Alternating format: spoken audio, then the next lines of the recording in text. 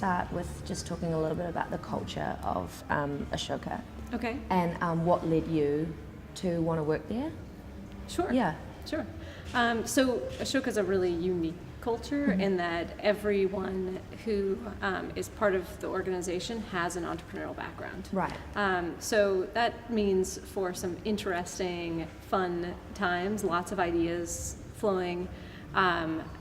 Some people say it's kind of like herding cats. Yeah. But everyone in the organization is also a doer. So there's just a lot happening, and it's a culture of act now and beg for forgiveness later if it doesn't work out. Yeah. So I've been there for 10 years now, and I've been able to reinvent myself many times over and really steer what direction I want to go in terms of young people and change making. Great. It's highly valuable. So. Yeah, awesome. What do you think it defines a change maker? Like, if you were to call someone a change maker, what does that kind of mean? So I really think that number one, it's about realizing a power inside of yourself to create change. And this usually happens through taking your own actions for fixing a problem. And is really a valuable thing, because once you are a change maker, this is someone it's part of your fabric, it's part of your identity, regardless of whether a young person goes to work for a corporation or launches their own organization, they will be a change maker in that realm. They'll be the problem solvers, and they'll take action when they see problems. Cool. So like anyone who has an idea or a passion about something has the potential to be a change maker. Exactly. Yeah, cool. And how do you define, just for clarification, what is a social entrepreneur? Who are those people? So by Ashoka's definition specifically, and Bill Drayton coined the phrase social entrepreneurship in 1980, he was traveling across India and found all of these individuals who were very similar to business entrepreneurs, but they were working for a social return instead of a monetary one. Yeah. And beyond that, they were really suffering. And they didn't have family backing them. They were trying to do their social projects and focus full time on their other 3 jobs that they were doing.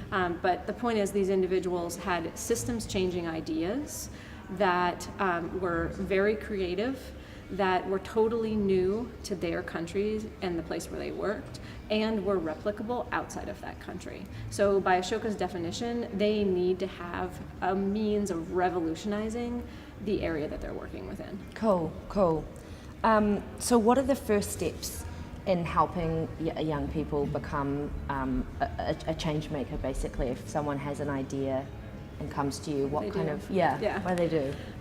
So it's a pretty simple model, honestly, and I think that the power behind what we do really lies in the experience that we create. In many situations, we create a cohort of young people who kind of go on the change-making journey together, so they support each other through the process.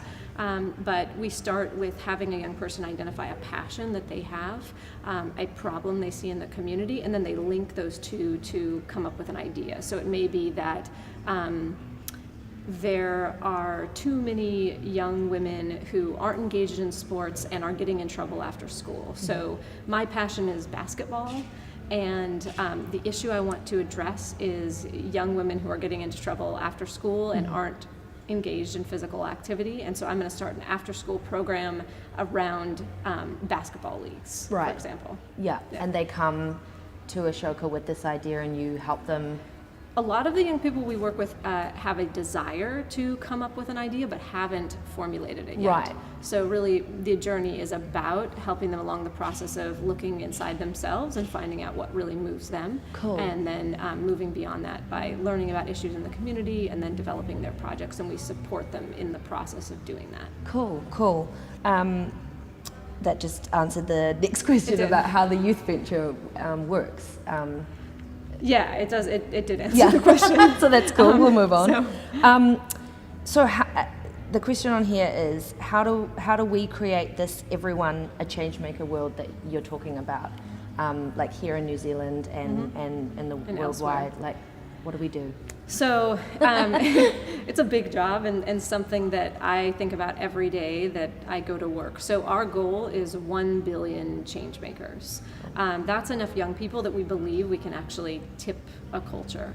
So what we have come to over the years is that we need to work community by community or school by school to tip cultures. And if we do that, we end up in a situation, say within a small school, where if you can get 10% of young people or even 2% of young people change making, others follow, right? Yeah. And you end up in a situation where teachers begin looking at their students differently, and young people begin looking at themselves differently and what they're capable of. Yeah. So in this moment of young people taking action around social change, you're also kind of revolutionizing everyone else's view of young people as well as their view of themselves, and how a teacher runs a classroom or whatever it may be.